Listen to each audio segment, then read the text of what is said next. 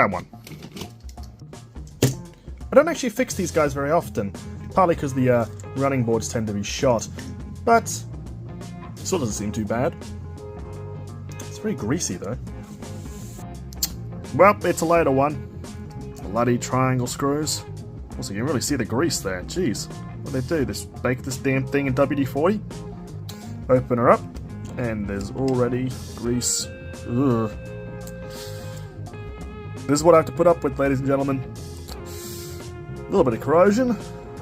There's a bit more corrosion than I'd like, actually, but anyway, we'll see what we can do. I'm only going to say this once. Grease, people, not oil. This thing is absolutely caked in what I assume to be WD-40. It's probably their solution to the corrosion issue, but it's just made this entire thing a mess.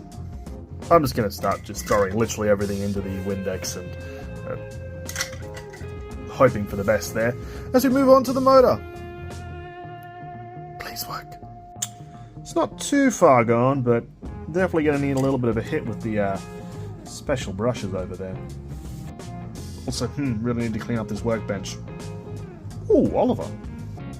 Well, from the looks of it, it's salvageable. There's not really any major corrosion, but again, the fucking oil! Tell you what, these yellow can motors are really bloody durable. They tend to be the ones I have the least problems with. Although, that is a little bit of corrosion. Well, I guess we're gonna have to wait and see on that front. Well, I guess it's time to get to work on this with the brush. Yeah, sometimes these are just a pain in the ass. It's looking a lot better. Now to work on the can. Well, that's a vast improvement. Now onto the contacts. My god. See, these worry me most of all, partly because if they're shot, then this whole piece is shot, because then it requires you to solder, and trust me, soldering these things aren't fun. Also, again, enough with the grease, for God's sake. And there we have it. Good as new. Why are you there? See, now this is what I was afraid of. Yeah, there ain't no fixing that. So what do we do now? We go through this door. Now the real question is, do I have a spare? Looks like I do. What about this one? Nope. I guess that's going to be our best candidate. Also, here's a random aside. I used to put labels on my motors to tell me when I'd last serviced them. I've been at this for way too long, apparently. In saying that, I'm not going to get rid of this though. I do keep all of these because eventually I do intend to repair them, but for the time being, it's just going to go on the pile. Let's move on. Let's have a look. Now that is dirty, but it ain't corroded. And you know what? It ain't greasy either. Ignore that bit, I'll clean that up. On the subject of grease, I highly recommend molybdenum. Very, very good grease. Lithium's also pretty much equally as good. There's not really any reason to pick one or the other. I just like moly. Wouldn't recommend this. This is Gear Lube. It's a little bit thicker than your like sewing machine oil, but the problem is it's not electrically conductive. So if you try to use it inside this, for instance, you won't get much flow of electricity. It's also just a bit annoying to deal with. It's thick, it's a bit gloopy.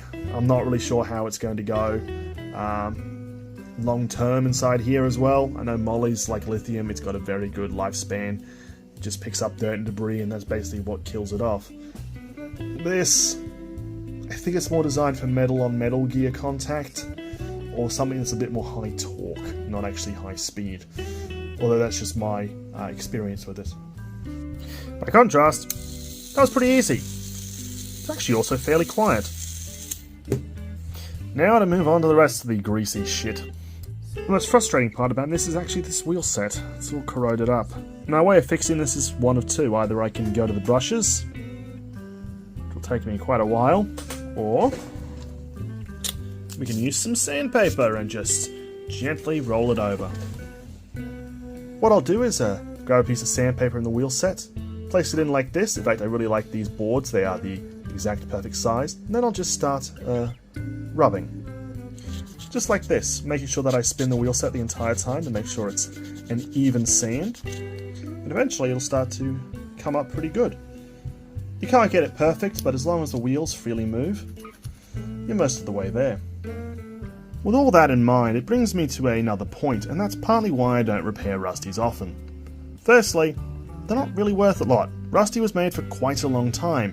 He's a very popular character in Trackmaster, for instance, so he's very, very easy to find. He's also kind of a poor design. Most of the narrow gauge engines are, but putting that aside, the main reason though is because of this. It's an unfortunate fact that most characters who use slimline motors have pretty weak pegs on the back, particularly the one that holds the coupling in. In fact, that's why these two Olivers are laid up over here. Their chassis are both shot, particularly around the area with the pegs. And this peg's kind of important, it holds the coupling in place. Although, the peg that holds the engine in place can also snap, although it's a lot rarer. This Oliver is one of the few I've seen that have had this occur. One thing I always do is replace the traction tyres. This is because, even though they may look good, it's very, very cheap to buy replacements, and the reality is these are probably about 15-16 years old, and are nearly life expired. If I leave them in there any longer, they're likely to melt into the wheel set, and trust me, I don't like dealing with that, and I really don't want to have customers have to deal with that far sooner than they really should. So in fact, the only thing I throw out today... Yeah. Over here at Parts again to grab out a couple of traction tyres. I buy these in massive lots. And I'd say that Japanese Amazon is going to be your best bet, at least in Australia. I can get these with fairly cheap postage. I think I only end up paying about $1 or $1.50 a tyre. Anyway, let's get them on the wheel. Nice. Now let's got to lube it up, and then we'll get this bastard back together. Quick test. It's running well. Now, all we need is a body. I swear I have better organisation than this. Yoink. And there you have it. Fully restored Rusty. Goes well with that Scarloia I just fixed as well. I didn't even really mean to pick two narrow gauge engines, I just did. Huh.